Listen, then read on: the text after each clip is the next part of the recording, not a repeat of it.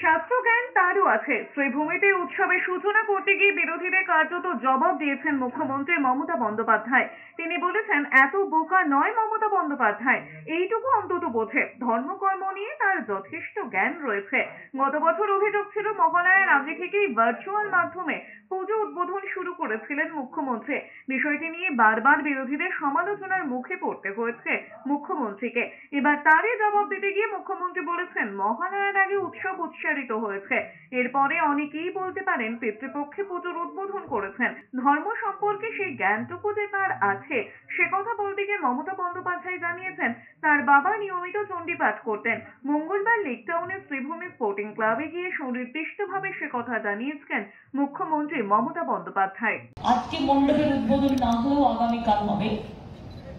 আমি সেই জন্য নামটা দিয়েছিলাম উৎসব উৎসারিত।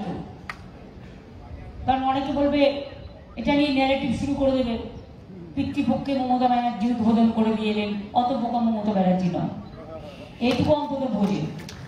ধর্ম কর্ম সম্বন্ধে যথেষ্ট জ্ঞান আছে।